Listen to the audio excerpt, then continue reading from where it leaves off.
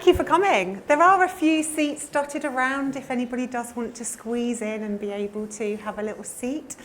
Emma and I are here today to talk about cultivating desire, which is something that we're both very passionate about. We've worked together and known each other. We were trying to work it out. We're not entirely sure, to be completely honest. But we both were working together in hospitality before we came to tech. So do you want to move? Excellent. I'm on it. This is my job. You're on it. It's all good. So we worked together in hospitality, and we both came to tech through our hospitality roles. So we were both doing roles. We both had to embrace Salesforce as part of our roles. So I was looking after properties across the entire UK, multi-brand, multi-franchise. So we had Hilton properties, we had IHG properties, we had independent properties. I was looking after all the sales and marketing teams, helping them with their revenue management. And then I got thrown Salesforce too. Salesforce was quite a revelation for me, having worked with tech in hospitality, which is very old, very ancient. Everything's siloed, nothing integrates, they don't have open APIs, everything's on XML, it's a complete nightmare. So when there was an opportunity to take redundancy and move to the Salesforce ecosystem, woohoo! 7 years later, I'm still here and having a bath. So that's kind of why I care so much about Salesforce and actually about bringing what we are capable of in this ecosystem. And we are awesome. You know, there's so much expertise out there, and collectively we deliver some brilliant projects. So that is why I'm so passionate about it, and that's why I care. Why do you care? Absolutely.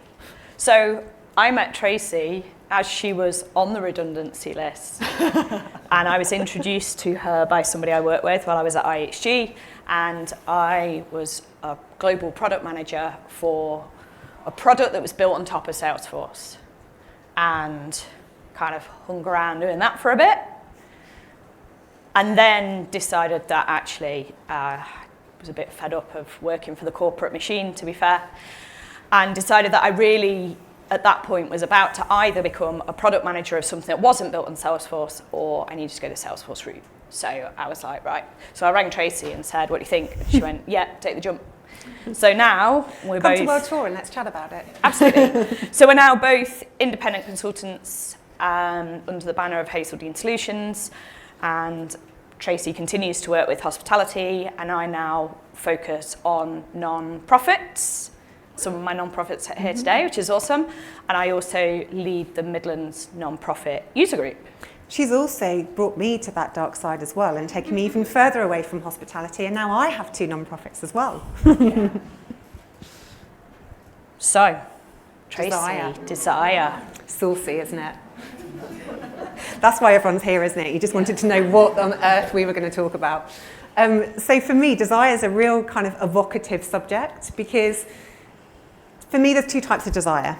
There's spontaneous desire, where you get up in the morning and, contrary to everything that normally happens in the week, you have a craving to go for a run down the beach or around Hyde Park, or, you know, do some exercise. It could be that it's you suddenly just turn around and think, I really need a donut, a Krispy Kreme donut, potentially. Not really into sugar, I'll probably go for a bag of peanuts. But, you know, there's a lot of spontaneous desire that sometimes it just pops into our head that we need something. But when we're building Salesforce solutions, it's responsive. For me, anyway. If I go into a sales org and it's in Classic, straight away I do not want to engage. I'm done. Checking out. But if it's really makes sense, you know, and I'm not just talking here about end users either. Most of the people in this room, you're not going to be end users. You're going to be people that are creating solutions for other people. Who has inherited an org that was a complete nightmare? Yeah. Who's looked at something and thought, what the hell does this do? Yeah. So, you know, in order to be desirable, it needs to be desirable for your users, but it also needs to be desirable for you as the admin. You know, it needs to be easy for you to be able to navigate around. So that's my little chat about desire, but we'll continue. So, you know, what falls into desire? So one of the things that I think really is key is, design-led thinking. Because, something it needs to look good. But to Tracy's point, let's be honest, classic don't look good. And I appreciate some people are still having to use that, UX, but it doesn't look good. And if it looks good and it's easy to use, people are more likely to adopt it.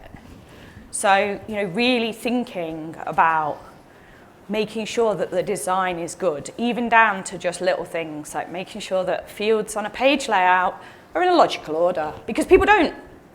At times I will open an org as a consultant and I'll look at a page layout and I'm like, and say, should we put some sections in? And people go, wow, and you're like, okay. So, so thinking about things like that, because one of the things that's really crucial to me is like, not just meeting that user story. As a user, I can create a contact so that I can, you're great, and they probably can create the contact and tick, tick, tick. But actually, does it actually function and make them want to use it? Do they actually want to log in and use this system every day? And does it help them do what they need to do? So one of the things I will do, and some consultants will say, you shouldn't do this, you should just solution the problem. But it's, talking to the user about how they might want it to work, especially if they've used Salesforce before. So if they've come from another organization and they say, hey, we used to have this really great thing that you clicked a button and it popped up on the screen and we filled in the data and we clicked next and then we filled in this and we clicked next, and you sat there going, ScreenFlow? It's a ScreenFlow? Okay. But finding out if that's the sort of thing they want, and not necessarily building exactly what they've asked for, because it could be that that's been built in a really weird way and it didn't really meet the use case. But actually understanding that, because if I then deliver them that same thing and it's like just a report or something random, they might be like, that is just not what I wanted, right? So it's a bit like buying a car. Like, I could deliver you a car that'll get you from A to B, but if you were imagining, a Lamborghini, and I rock up with a Corsa, come on, it's not quite the same level. So, really understanding that. And then let's talk about users who, they may not have come from a Salesforce background. They may have no idea. I'm sure we've all worked with users who are just like, So, and particularly in the non-profit space, I find that a lot. People haven't had a huge amount of experience, or they've only ever used Salesforce, say, for fundraising, but they've not used it for anything else. So, showing them what is possible, because it's amazing how much just showing somebody something like a list view or a dashboard. I mean, you open a dashboard and people go, oh, and then they go, oh my God, yeah, but I need a report. And you go, watch this, click. Check things like that. Really thinking about some of the basics. So things like branding. How much better is it logging into an org that's actually got the brand? Take you 15 minutes. Just, brand it. Related lists. I had a user who just keeps getting so frustrated on a project because she's testing it, and every time she opens a related list, all there is the name field. And she's like, this is so hard to use. And I'm like, whoa. What information do you need? Let's talk about that. And then she says, well, if I could see this information and that information, this one. I'm like, yeah, we can do that. And you add that on, and immediately the vibe of the whole project changes, right? Just really thinking about that. And I think a lot of that goes back to my hospitality background and realizing that, the whole purpose of a hotel, for example, is you've got a bed to sleep in. But that doesn't necessarily meet what someone's expectation is. So I now talk to clients very much about expectation. And I think you can do it with end users as well. Like, what do you want from this? What budget do we actually have? Really kind of thinking about this, and we'll talk about this a bit more around like money and ROI and stuff, but just really understanding expectation, because if somebody wants me to do an implementation that represents $250,000 implementation for 10 grand, they ain't getting that. So being really clear with them of like, what's your expectation? Which brings us beautifully onto end user experience. Whoever the end user is, whether that is a user or us, because it all matters. It's not just about making sure that your end users are happy. So we relate quite a lot back to hospitality because of our background. And this is a hideous user experience, by that the way. is a I have no hideous idea what user happened here. I'm experience. so sorry. But this is a really good example of like, we needed a picture for a slide, but it's an awful user experience. Does it look like that on there? Because it didn't when we looked at it the other day. Weirdly. How Yeah. strange. Anyway. Yeah, so we want it to be green, not red. And we'd like it to be clear, not fuzzy and pixelated. But going back to hospitality, we would expect a very different experience being served a drink in an Easy hotel, and I'm allowed to say that because they're one of my customers, than we would to be served a drink in the Hoxton or in the Dorchester. So I think our Salesforce solutions also need to match the expectation of the brand that you're working with too. So that's something that I think is really, really important when you're thinking about your user stories. I've been to a couple of other sessions today, and Powell did a really powerful presentation earlier about user stories and is it this or that? Because you could deliver the solution in 2, 3, 4, 5 different ways sometimes in Salesforce, sometimes even more than that. But which one is the one that the customer's expecting and which one matches their brand expectation? Because I've got a customer who's an energy customer, carbon consultancy. I don't know how I ended up with it. No, I do. They were in hospitality and then they left. And we went with them. But their business is like the crystal maze. There are so many different layers to being able to create a carbon consultancy calculator, for example, which I've been learning recently. It is, seriously, the crystal maze, if any of you are old enough to remember that from the 80s. I am. So, there's a lot of things to think about, I think, with Salesforce. And Salesforce is so vast. Not a single one of us in this room can possibly say that we're experts in everything Salesforce.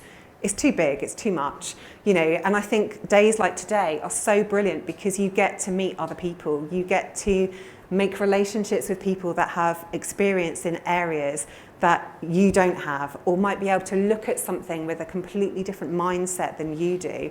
And I think as we're independent consultants, we bounce off each other a lot because you need that kind of somebody to say, well, actually, that doesn't really work. Or go, oh, I like that, like you looked over my shoulder yesterday. What are you doing there? So, and it was something really stupid. I have a customer that doesn't seem to be able to find the dashboards tab, even though the dashboards tab is on every single app that they have. They can't find it. Can't find it. So what we've had to do is put a component on the homepage dashboard for them with links to all of their important dashboards so that they can find them. Simple, like it literally took me 10 seconds to create that for them. They were over the moon. Sometimes the simple things are best. You'll have to keep us on track, by the way, if we're talking too much. Tell us to shut up and move on because we get very excited. Totally. So, what we're really trying to do here is like solve customer problems, right? Which is kind of obvious, yeah? But what you really need to do is like we have to understand the problems, understand the priorities, understand the pain points, and also understand the business. You need to take the time to actually understand the problem. So a bit like Tracy said about her energy company, she's had to learn at least some stuff about it. She's not going to be an expert, but she's got to understand enough to be able to talk to the client. This is something we really, sorry to interrupt, we really learn in hospitality as well, because one of the things that was drummed into me when I was in operations, when I first started in my career, was to listen to understand what the customer wants, not to reply. Because if you really truly understand what their expectation is, you can absolutely knock that out of the park in terms of delivering for them.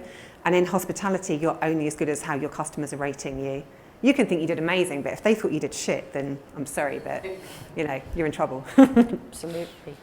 And so you really, when you're, working in the Salesforce instance as an admin or a consultant or whatever, you want to get rid of those pain areas. You really want, especially if you're on a limited budget, and non-profits are, so generally. So, you want to find those pain points, and they're the bits you want to fix. And you want to try and find the pain points for the most users.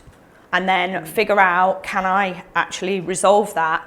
And is it simple to resolve? Because actually, if it's adding a piece of info text in, and I was talking to somebody about that today who was like, just want some info text on that field. Actually, that can make something so much simpler for somebody when they just say, oh, my team keeps doing this. Or a validation rule. You know, just because somebody keeps making the same error, and they thought it was obvious. They think it's obvious when you fill it in and you just are meant to do X, but people will often do the minimal thing to fill it, to like save a record, right? So figure out what's that problem. There was a situation this week that you had as well with somebody asking you to integrate bank statements. Yeah, so you know, I've been asked this by multiple clients. Please, can we is it possible to take a bank statement, upload it into Salesforce, and it just like match off all those like donations we get straight to the bank? Because some charities do get stuff that drops straight in the bank. And I'm like, okay, and how many of these do we get? This sounds great, right? Wicked, automation. How many do you get a month? They're like, 10. I'm like, right, hold on. I'm like, 10. Like, okay, so shall we go and build functionality to do that, or and they're like, well, what's the alternative? I'm like, the alternative is unfortunately that there is still some manual entry to be done in life. And I have had another client where one of the business people, so we'd rolled out like a new piece of functionality, and they were like, oh, well, that's a lot of typing. Honestly. Use the mobile phone app. Use the mobile phone app. You can record yourself. Yeah, it was like, oh, but there's a lot of typing. And he was like, right. And they're replacing another system. And he was like, but actually, we're just asking you to put the information you put in today, which you have to put in. There's no going to be way to configure this. They get donations on paper with a check. And he was like, it's just that's. Oh. He was like, right, yeah, well, sorry, you still have to type. Like, we can't automate everything. That is the process. It comes in by post. You've got to put the information in. The check has to get banked. And actually, we've given you a really nice window to do it in. And actually, there isn't a way we can make it any better. So we kind of left them with it and said, go away and think about it. If you can think of like a nicer way you might want it to flow, I don't mean literally Salesforce flow, but flow, we will look at that. And the other thing I would say is showing aspects, particularly to Salesforce people or users who maybe haven't used the system a lot, showing them things that they didn't know existed. So someone might use an org, say, for fundraising or for sales. And then I've had somebody only this week who I said the word cases to, and they were like, cases? Like, what, like support cases? And I was like, yes. Yes. Like, oh my God, does that mean we could actually like track what comes through our support desk and actually like know how long they've been open and like allocate them to people? And I'm like, mm-hmm. And actually by now we've not gone any further in their problems. I've literally gone away and let them digest the fact there is some functionality. Like, now go away and actually just think about the fact that there is a possible. Then we'll have like a fuller conversation on like, what do you actually want to solve here? So now you know there is something, and then we can work from there. I love this slide. I love the pigeons. This is a Tracy slide. So I get asked to make things idiot-proof quite a lot. And I've also inherited orgs that were far from logical in their approach to delivering on solutions. And what's idiot-proof for one user will not be idiot-proof for another user. And I think this is kind of where we need to get to the point of being explicit about things. So I inherited an org. There was an automation in this org, and the automation worked beautifully. It did all the things we needed it to do. It created records that had guidance notes in some of the free text fields for some of the users to understand what was required in some of these records that were created. But there was nothing on the account to say that when you do this thing, this automation is going to kick off. So we had a new user. The new user came into the business, thought they were doing a lovely thing. They put all of their accounts to key accounts because they're going to look after those accounts for their hotel. So they're all going to be key accounts for her. It kicked off 250 automations, none of which she needed. She didn't even know that had happened. It wasn't until I'm like, why have we got all of these empty records that have got no information in them, that we realised what had happened. So we've now made it explicit, and there's a note on the page to say what's going to happen, because this was a record-triggered flow and not a screen flow. So there's another instance. Alexa, you can help me with this one. So we have a project that's going on at the moment, a digital transformation project. We're integrating 7 systems into Salesforce, multiple Salesforce products, Sales Cloud, CDP, Marketing Cloud, Experience Cloud.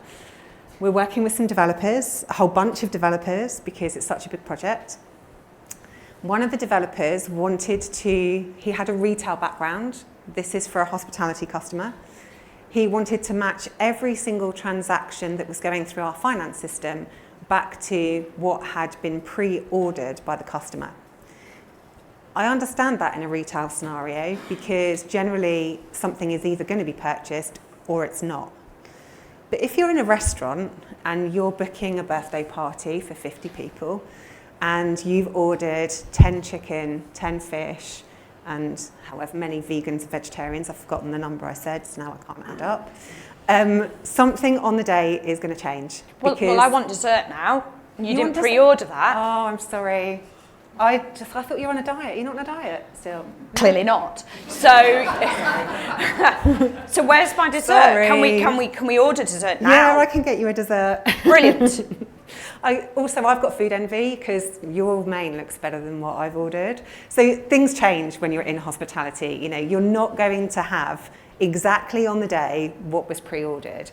Also, people are going to get excited. They're going to have a couple of extra cocktails. They're going to have a couple of extra wines.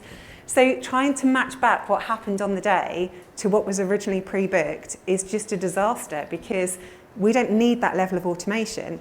But from the developer's point of view, he had a user story that said, if I am working in the sales team, I want to be able to see what the upsell amount was versus what the customer pre-booked. Like, we just need a roll-up field. Just need a roll-up field on the opportunities for these two things, and that will work. But he'd completely overcomplicated it because he wanted to make it idiot-proof. But in doing that, it actually wasn't idiot-proof at all. So there's lots of, it's a multifaceted thing, Salesforce, isn't it? There's lots of things to consider. And one of the other things to consider is, especially if you have users who are not internal users, so if you've got, say, a portal, you can't control what the general public are going to do. So if you have a form that needs to be filled in the right way, you need to make sure that that is, got fields that are required and so on. And I've recently worked on a project where there was a user story and it had been written and it said that they needed to fill in a form. So what was delivered, not by me or my team, by the other team, was, here is a form that can be filled in.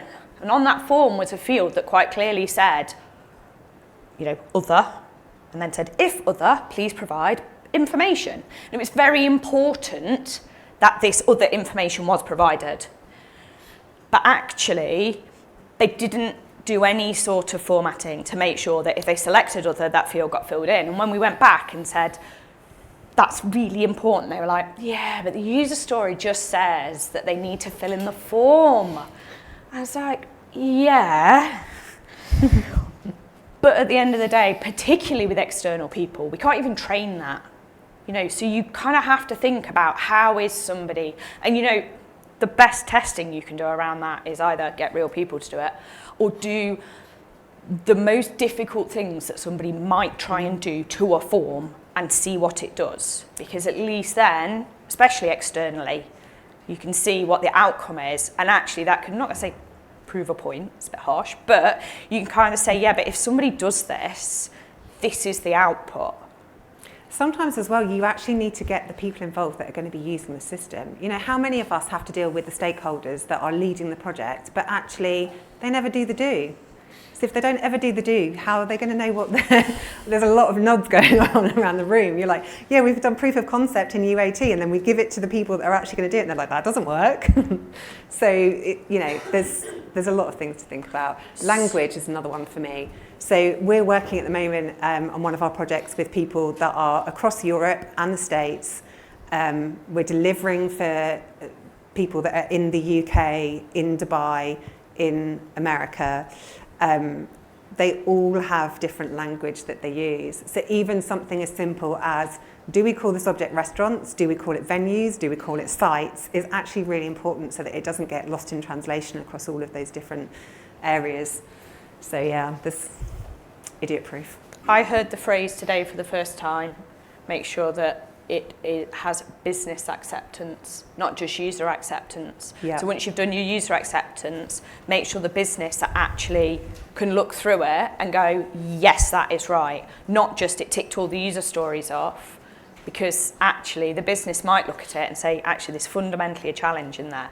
It's not great to pick it up at that stage, don't get me wrong, but still it's better than it going out live and then them saying, yeah, but this just doesn't work because of X, Y, Z. So realistic, kind of touched upon this earlier, but sometimes even as a consultant, so not an admin as such, but definitely as an admin. And Mike Reynolds' session earlier, like he said he says no to everything. If anybody was in that session, no. He just says no, not having permission to do that. But when we're looking at building things or whatever it is, configuration, sometimes you've got to say no. We've got to be realistic.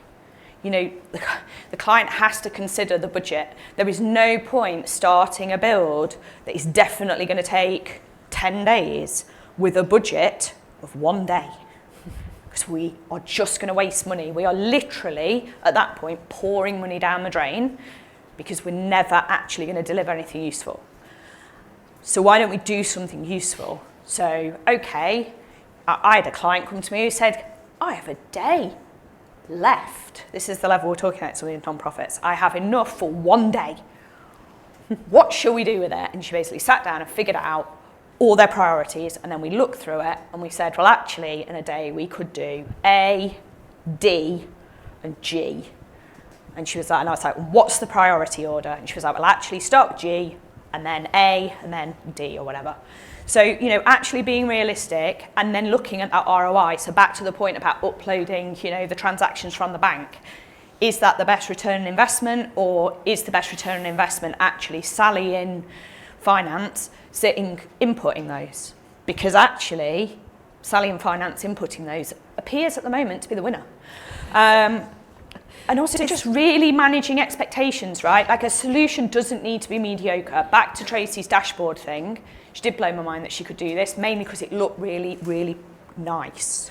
Like it wasn't just that she'd done something that took her 10 seconds, but I thought it was something special because it looked really good. Didn't just look like she dropped a couple of hyperlinks on a page, it looked good. And actually, there was nothing mediocre about that solution, but it took her 10 seconds. So, yes, productivity, we love it. So what I would say is, spend wisely, I often use Moscow prioritization. This is not a presentation on that, but you must have, you should have, you could have, you would have. All the BAs in the room will understand that one. But really just sort of trying to tease out of people what is best. And also, the next note I have written down is automation is not necessarily the best solution.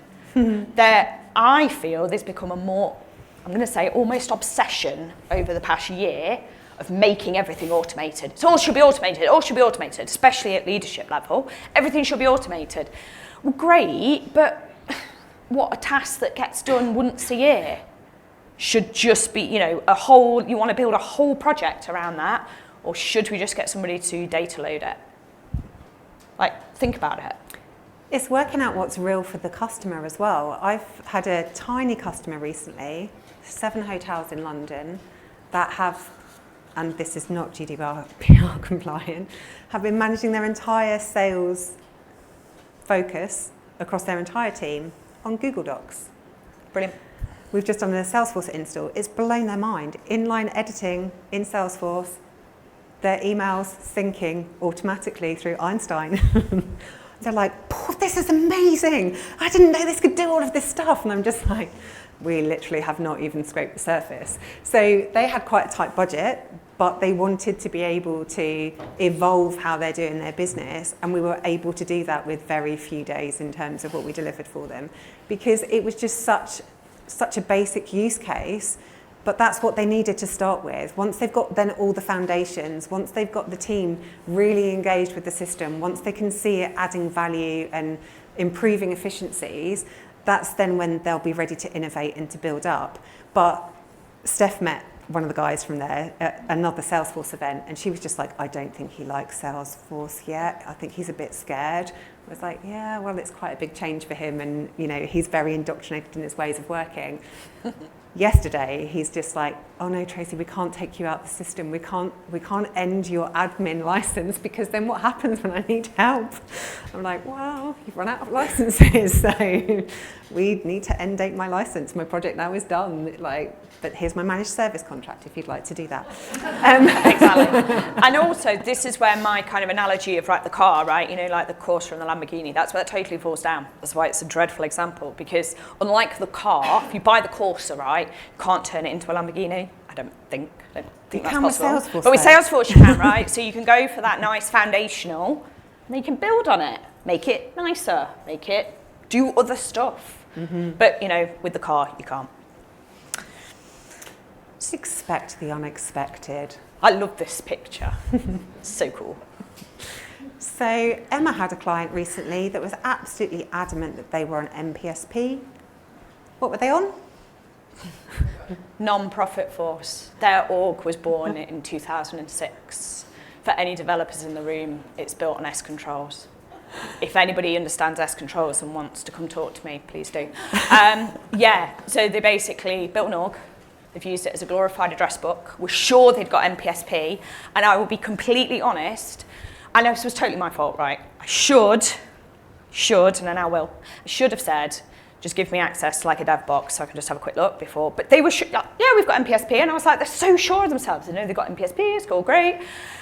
Yeah, and I logged in, and I was like, what the hell is this? Nearly is all in Classic too. Not everyone, but that's because the S controls. Anybody know what an S control is? You can't do that in Lightning. So half of them are using Lightning, half of them aren't. I was like, right, they're using it as a glorified address book, great. And great, we can deal with this. But I did go into the first meeting going, right, okay, I'm meeting this operations person. And I might have to tell her that, we'll just rip the contract up, because, this is quite scary that they don't have MPSP.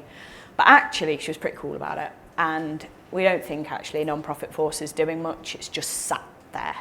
So that's to be continued. But, they need help, and actually they're very, very basic. But the problem is they're sat in a very old org. So anybody who wants to come and talk to me about that, please do. But, we're making progress. But I didn't expect that. Now I might. I inherited an org that was shown to me by the system admin, who took me around exactly how they were using it and what they were doing it for. They then gave me access because I'm doing a managed service contract for them. They gave me system admin access. They didn't have system admin access themselves. They had a particular profile that gave them certain system admin permissions. They didn't know that because they don't have a Salesforce background. When I went into the org, oh my word, what I thought was going to take me a couple of days took me forever. So there's whatever project it is, whoever you're working for, I've had instances, because we fill the gap quite a lot between, the big global Salesforce partners on some of these big projects that we get involved in, and then the users who are actually at the client end. So we do a lot of project management stuff, kind of filling that gap in between, helping the customer to understand what they've purchased and how the decisions that they're making through discovery and UAT, what that actually means in real life, in their day-to-day business. And, considering we've been asked to sign off these user stories. Brilliant. Have you actually read them? They're like, what? It's like it's really so it's really important you read them. Yeah. Really important. You know, we quite often are that sense check, and also we'll read through them, and sometimes you're like, just go back and read that. Or I had to read through a statement of work where I just picked up on the fact there were a lot of gaps, and Tracy's also done the same. And then we can help ask those qualifying questions, because often you've got to remember clients don't know. So just having another set of eyes to just say, and this is no offense to the bigger partner, but just have another set of eyes to be like, you do know that they've clearly said they're not doing, I've got one, they're not doing email integration. That sits with the client. So who's doing that? And they went, oh, can you do that? And I was like, yeah, okay, I can, because, You know. I had one this week of like, we needed to delegate some domains for Marketing Cloud. And the partner emailed me to say, can you delegate domains? I'm like, I am not the decision maker here. I'm not the customer. I'll speak to the marketing team. And the marketing team were like, what the hell is that? What does that mean? What are our delegated domains? So it's just like providing that extra level of, you know, translating tech speak into operational speak for the customer. And I think that's something that's quite key. And in case you hadn't clocked it, each of our slides was a letter out of Desire. So, you know, I think that's perfectly on time, but no questions. But we're around and we're going to be staying for the after party. So I'm quite easy to find on the account that I've got bright hair. Go back a slide, go back a slide. So sorry. There you go. So feel free to come and ask us questions. Feel free to come and chat. If anyone can do that S thing that she asked about, then, you know, come find her. But thank you so much for joining our session. We really appreciate it. Thank you. Flowsome is an all-in-one DevSecOps security automation and data management solution for Salesforce that will help you regain full control of your Salesforce instance. With Flowsome, secure and accelerate your entire development lifecycle. Keep control of your data with data backup, recovery, archival, seeding, and more. And maintain cybersecurity posture while bringing governance to your platforms with an adaptive framework. Check out Flowsome on the Salesforce App Exchange to learn more, or visit flowsome.com.